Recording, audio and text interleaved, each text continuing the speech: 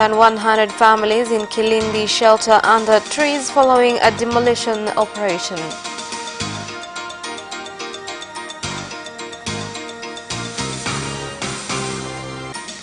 And in sports, Simba Sports Club chairman Mohammed Daoud refutes reports that he has stepped down.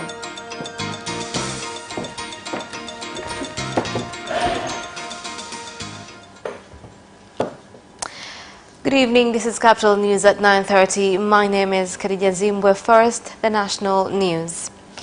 President Dr. John Magufuli has sworn in 4 ambassadors who were recently appointed to represent Tanzania in South Africa, Namibia, Zimbabwe and Nigeria. The new envoys include retired Major General Gauden Salim Malinzi, who becomes ambassador in Pretoria, South Africa, Dr. Modestus Francis Kipilimba as ambassador of Tanzania in Windhoek, Namibia, Professor Emmanuel Mwaluko Mbena, ambassador of Tanzania in Harare, Zimbabwe, and Dr. Benson Bana is the new ambassador in Nigeria. The swearing-in ceremony held at State House in Dar es Salaam was attended by various leaders, including Vice President Samia Suluhu Hassan, Prime Minister Kassim Majaliwa, and the Minister of Foreign Affairs and East African Cooperation, Professor Palamagamba Kabudi. Lakini mimi niwapongeze kwamba mnakwenda kufanya majukumu haya. I commend you for the responsibility you'll be fulfilling there, and I urge you to do well for the benefit of our nation. Each country has a particular interest. South Africa, Namibia, and Zimbabwe are all SADC member states, and you know SADC plans to foster development and have modern economy. You must prioritize economic growth as well as serve our country and create employment for Tanzanians in countries you are representing. The fifth phase government has placed a lot of emphasis on strengthening relationship with other countries in the continent, and you'll be going to 3 countries which Honorable President last year visited, and there are certain areas of agreement with heads of states. You'll be going to. It is clear that in the Republic of South Africa, one major area that he paid a lot of attention to is the teaching of Kiswahili, of which South Africa is about to begin.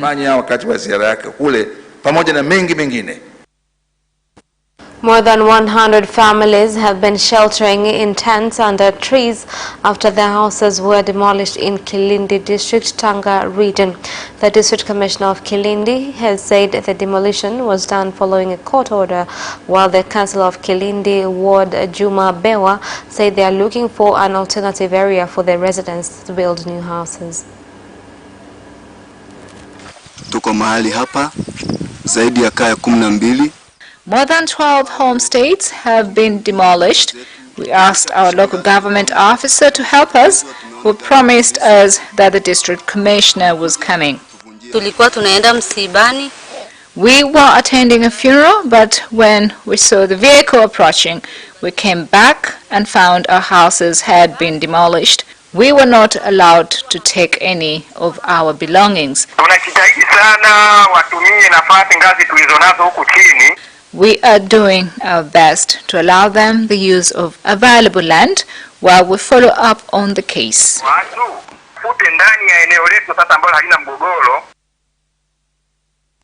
Only 11 out of 119 students selected to enroll in Form 1 at Pararukyo Secondary School in Kilosa District, Morogoro region have reported since the school opened after the Christmas and New Year holidays.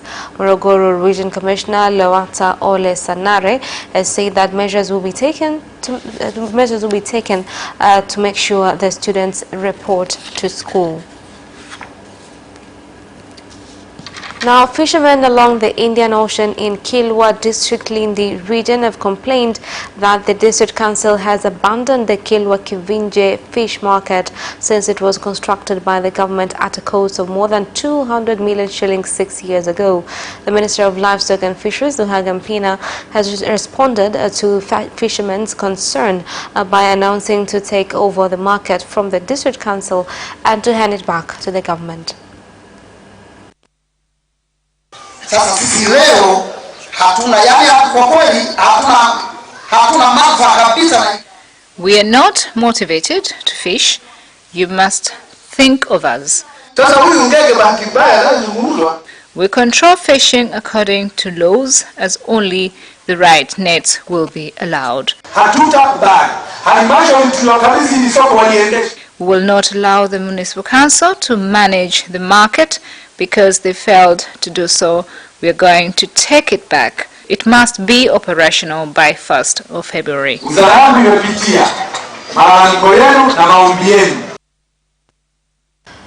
Some passengers at Ubungo bus terminal in Dar es Salaam have decided to seek the shade of trees and others in cargo areas facilities while waiting for buses traveling up country to fill up with passengers due to extreme hot weather. They have said the situation has been contributed by the bus terminal's unfriendly environment. Tatizo kubwa ni joto, ongezeko la joto. Joto limekuwa ni kali sana. There is extreme heat and the bus station has no shelter, which forces passengers to seek shelter under a tree or beside the bus. It will be a big help if management could put up temporary shelters. Joto ni kali sana. Joto ni kali sana. Tunafanya mazingira ndio hivyo, maisha yenyewe ndio ilibidi tuwe. It is extremely hot. We are forced to work under such extreme conditions and we are dehydrated. It would be a little bit better if we had long-sleeved overalls and a cap. Ndo kama hivyo mazingira yanavyoonekana. We are forced to seek shelter in small groups.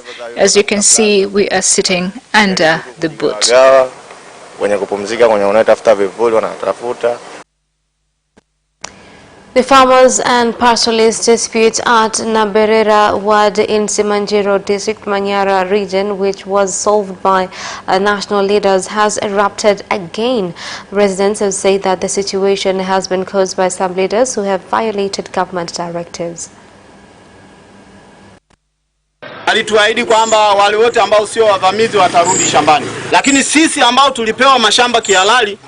He promised that squatters will not be allowed to move back, but those of us who own land legally have heard nothing from the government on whether we can go back. It's been 5 years since we last farmed. If the village office paid any attention, then we would not have been here.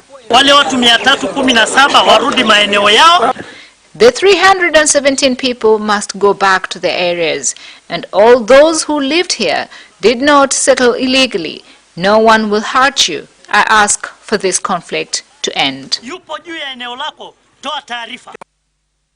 And the police force in North Pemba has summoned and questioned the advisor of ACT Wazalendo Party, Maalim Seif Sharif Hamad, and the director of publicity of the party, Suleiman Bimani, following allegations of organizing a meeting without a permit. Maalim Seif went to Central Police Station in North Pemba, accompanied by Salum Bimani and another officer, where he was questioned by the police for 2.5 hours before he was released on bail.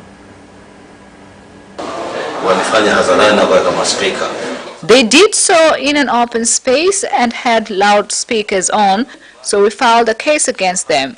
Our duty as police officers is to investigate.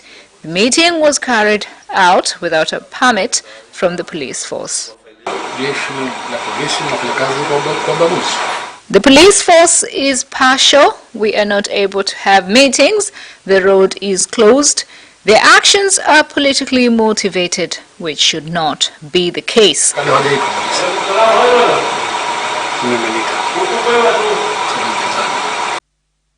And that is the end of national news. International news follows next.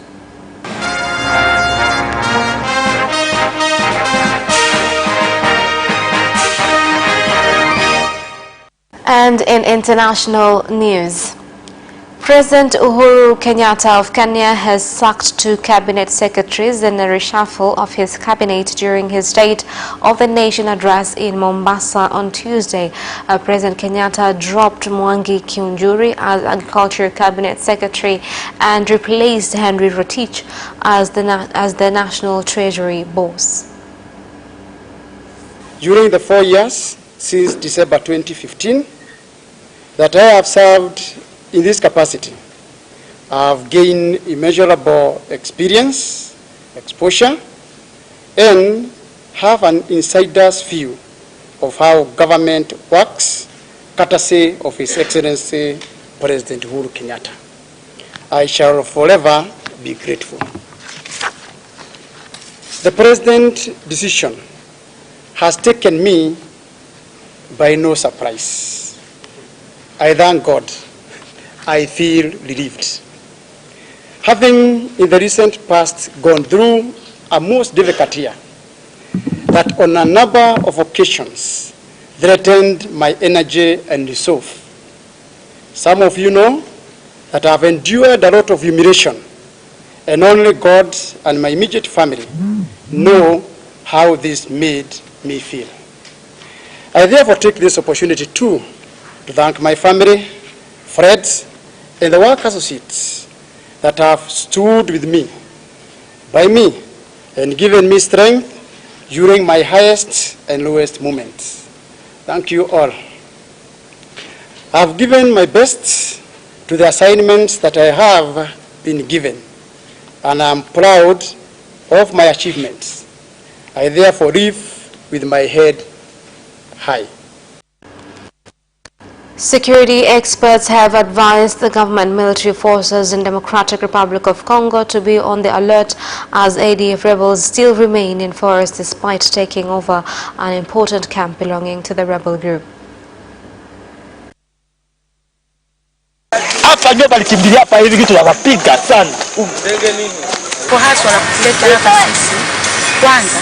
We are here to sensitize importance of education among these communities as well as address issues of environment.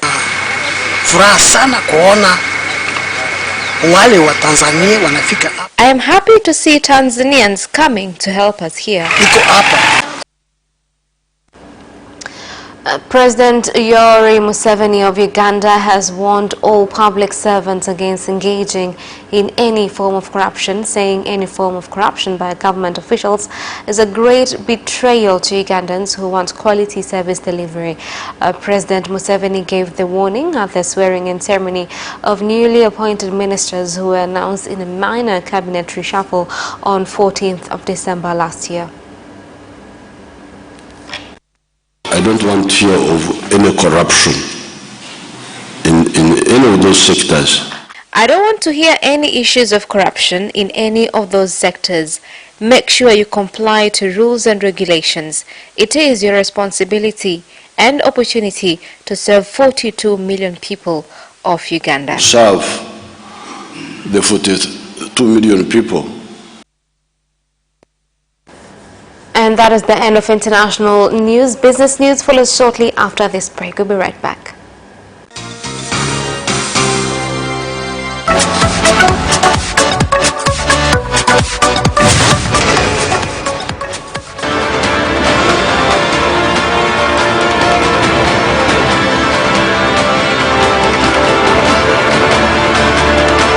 Watch Business Edition as we talk to business leaders and experts in sectors that are transforming Tanzania's economy. We believe that the driver is the customer. To change the mindset of traditional HR to the digitalization. Make sure that everybody can get some access to financial services. And once we understand the vision of our leaders, we then need to be behind them and help them in achieving that vision. Business have involved mercantile operations, trade guilds, or shared agricultural production, infrastructure, construction, financial sectors, tourism, and mining. Business Edition on Friday at 8:15 p.m.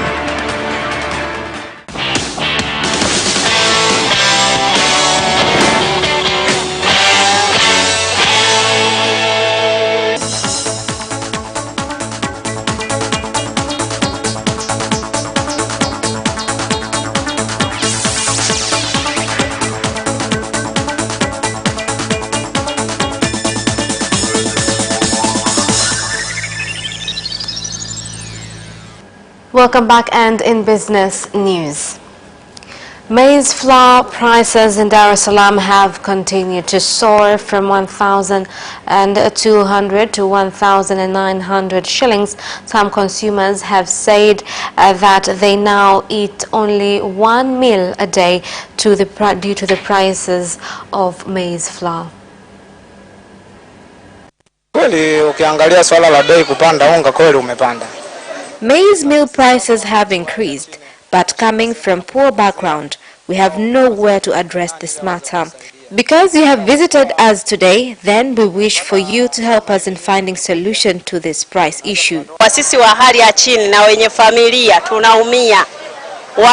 Tunaomba serikali waangalie hali ya Low-income earners who have families are suffering greatly. We are calling on the government to intervene on this matter so that people like us will be able to cater for our families. Ili mradi na sisi wa hali ya chini tupate kujikwamua. The Permanent Secretary in the Ministry of Finance and Planning, Dr. James, has directed employees from Tanzania Revenue Authority to collect taxes by adhering to professional ethics and tax laws in order to continue getting record revenue collection as had been done during the months of September and December last year. Naomba tena nilitumia nafasi hii kuwapongeza sana Mamlaka ya Mapato Tanzania. I would like to congratulate TRA for their contribution to government budget. Mind you that the government budget is 33.1 trillion and TRA is supposed to collect 19 trillion shillings. Thus, TRA has big responsibilities of reaching government's target. Na budget na kodi kubwa ambayo mnatakiwa kuikusanyia serikali kwa niaba ili iweze kutekeleza bajeti yake. Na sasa kwa nini mwezi huu wa kwanza, kwa nini kipindi hiki? Kwa sababu the reviews are done in this month so that we could improve our strategies on the first quarter so that we could manage to reach targets set in the second quarter. We thought it will be important for all of us to sit together and come up with productive answers to all of our challenges. Kwa na muda wa pamoja. The government, in partnership with Salim Bakhresa Company, has started mango and tamarind farming and has engaged more than 15,000 youth to grow the fruits, which will be bought by the company, with the government overseeing the farming activities. Kama serikali, Mheshimiwa Waziri Mkuu alishatoa maelekezo kwa mikoa yote nchi nzima kutenga maeneo maalum kwa ajili ya shughuli za vijana. As the government, Honorable Prime Minister did issue a directive to all regions in the country to set room for youth activities, and most of the regions have begun fulfilling the directive. Following today's agreement, all regions that are capable of producing mangoes should set areas for the fruits farming. Lakini kampuni yetu kwa upande wa mwingine kwanza itafanya kitu kimoja kikubwa. Our company will be giving reliable markets to all youth who will be producing items that are within our agreement of varieties of fruits, quality and quantity needed. Ambazo wanazalisha kwa sababu watakuwa wanazalisha kwa makubaliano kwamba bana tunataka utuzalishie embe aina hii, tunahitaji kwa kiwango hichi. And that is the end of business news. Sports news follows shortly.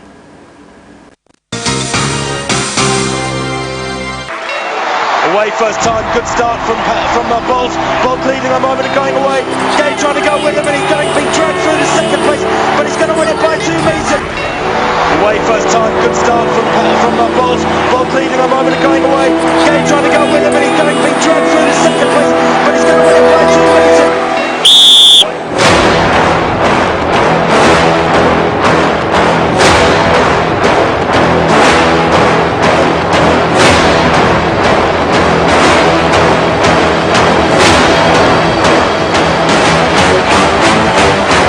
Opposition, Joaquinho, he did lose some length.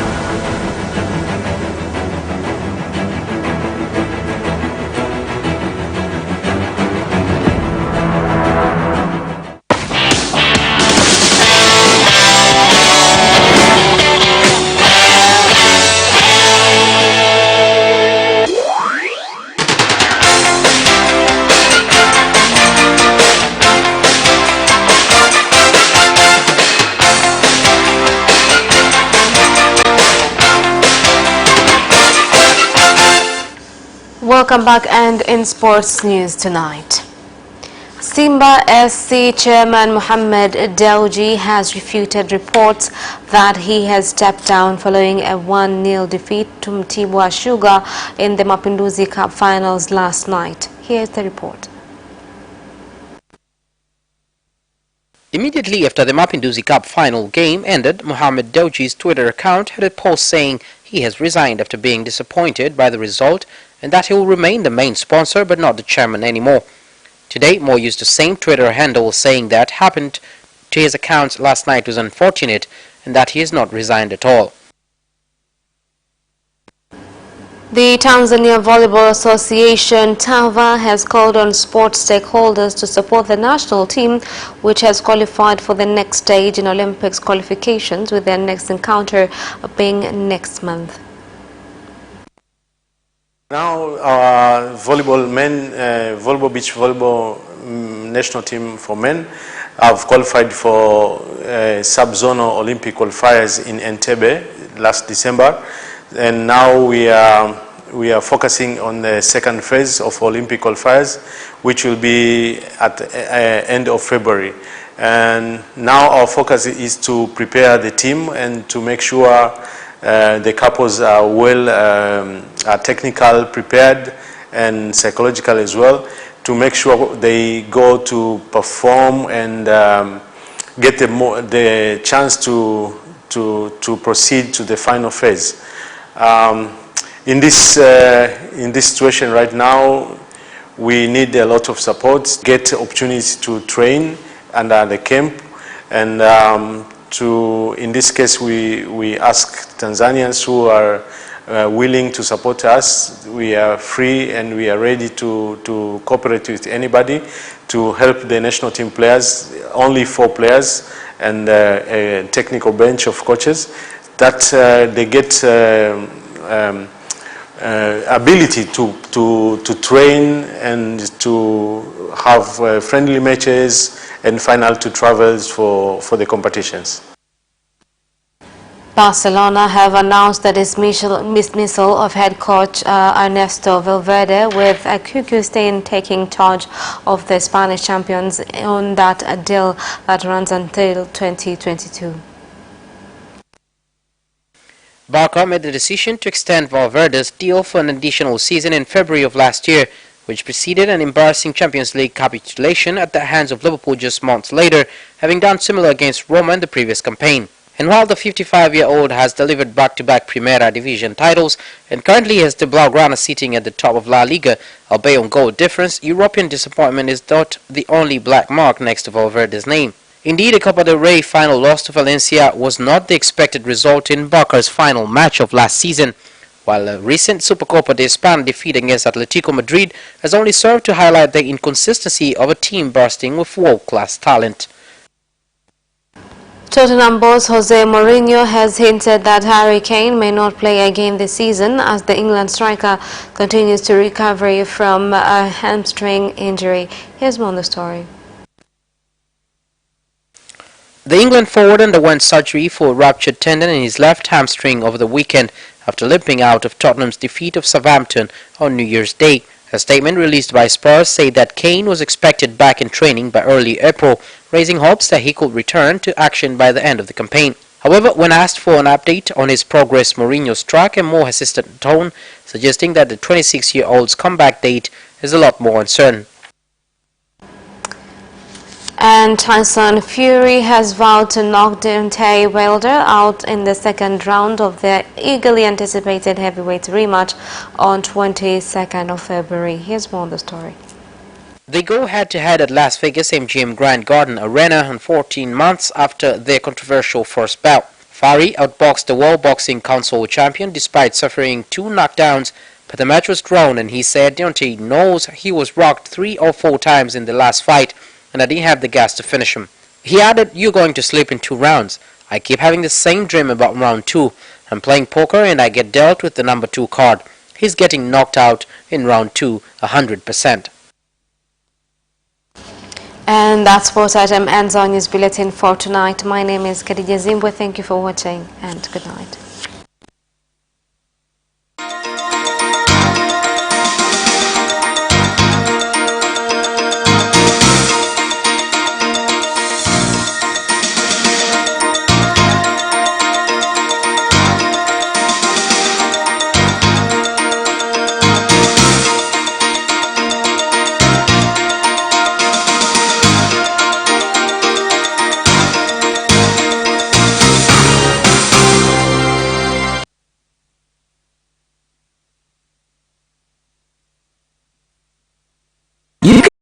Capital News live on our social media accounts, YouTube Capital TV and Facebook Capital Television Tanzania from Monday to Friday at 9:30 p.m. Don't forget to subscribe and put notification on.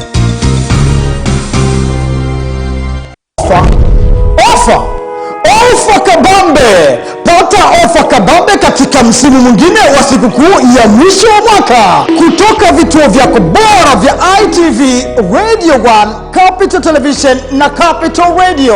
Ni kuanzia tarehe mosi Desemba 2019 mpaka tarehe 30 Januari 2020. Ofa hii kabambe ni ya aina yake. Kwa upande wa TV ni